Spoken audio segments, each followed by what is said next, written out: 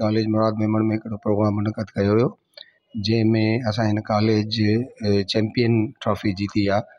Overall Sindh जेका 5th games programme थियो champion trophy जो, उन में फुटबॉल में असांजो चैंपियन थियो आहे कॉलेज। इन में असां सभिनी खे ख़ुशी थी आहे ऐं असां कॉलेज लाइ, पर कॉलेज जे स्टाफ ॿारनि जे लाइ ऐं मेमण ॻोठ जे लाइ हिकिड़ो वॾो ऑनर आहे त असांजो कॉलेज फुटबॉल में चैंपियन थियो। ॿियनि गेम्स में बि हिसो वठंदा रहिया, पर इतफ़ाक़ सां उन्हनि में न अची सघियो, हार जीत आहे, पर फुटबॉल में असां पूरे सिंध में चैंपियन थियासीं। ऐं इन में असां जो ही नंढे लेवल ते हिकिड़ो प्रोग्राम प्रिंसिपल साहब मुनक़द कयो, जंहिंमें पुराणा हिते जेके कलीग्स कॉलेज में प्रोफेसर्स ड्यूटी ॾेई अंजाम ॾेई विया, उन्हनि खे बि घुरायो वियो।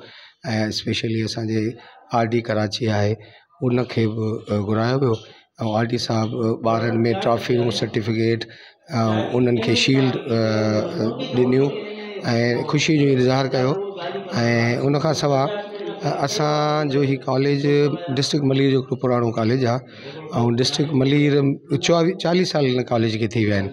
40 सालनि में असांजे हिन कॉलेज में माशाअल्लाह मुख़्तलिफ़ सरगर्मियूं थींदियूं रहियूं आहिनि, पर हिन सरगर्मियूं जेके प्रिंसिपल असांजो अब्दुल अज़ीज़ नईमी साहब हीअ ॿियों दफ़ो चार्ज वरिती आहिनि, जॾहिं बि आयो आहे त हिन पंहिंजूं तालीमी निसाब सां गॾु, तालीमी सरगर्मियुनि सां गॾोगॾु हिन स्पोर्ट्स खे जेको आहे सो अॻिते आंदो आहे ऐं ॿारनि में स्पोर्ट्स ऐं ॿियूं जेके करिकुलम एक्टिविटीज़ आहिनि, उन्हनि में ॿारनि खे तमामु शिरकत जो मौक़ो ॾींदो आहे। ऐं अल्लाह जी महिरबानी थी, अल्लाह जा वॾा एहसान थिया जो असांजो कॉलेज हींअर फुटबॉल में चैंपियन थियो आहे। ऐं उम्मीद अल्लाह में आहे असां हिते ॻोठ जा जेके मोज़िज़िन आहियूं उहो हिन कॉलेज में साईं जे साथ में गॾु बीठा आहियूं। इंशा अल्लाह ताला हीअ तालीम असांजी ॿारनि जे लाइ ज़रूरी आहे, असांजे इलाइक़े जे लाइ ज़रूरी आहे।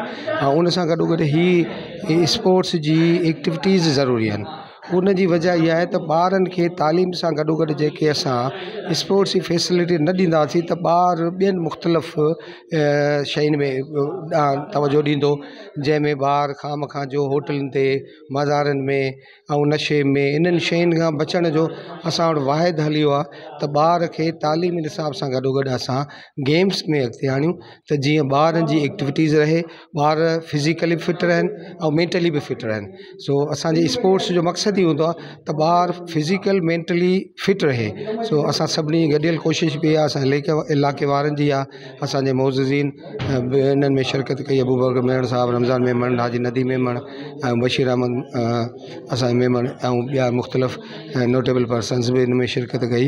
ऐं वरी बि उमेदु नथो कयां असांजे ॻोठ जे, असांजे इलाइक़े जे मोज़िज़िन सां, स्पेशली मेमण ॻोठ जे असांजी मेमण बिरादरी जी कम्यूनिटी सां, त हीअ कॉलेज असांजे दिलि जो कॉलेज आहे। असां पंहिंजी ज़मीन ॾेई करे हिन कॉलेज खे असां 40 साल अॻु में कंस्ट्रक्शन कराई ऐं हाणे असांजो फ़र्ज़ु थो थिए त हिन कॉलेज में असांजे ई इलाइक़े जा ॿार पढ़नि था त उन्हनि जी मेंटली ऐं फिज़िकली फिटनेस लाइ असां सभु काविशूं कयूं, सभु कोशिशूं कयूं ताकी असांजा ॿार सुठी तालीम सां गॾोगॾु स्पोर्ट्स में बि सुठे तरीक़े सां हिसो वठी सघनि।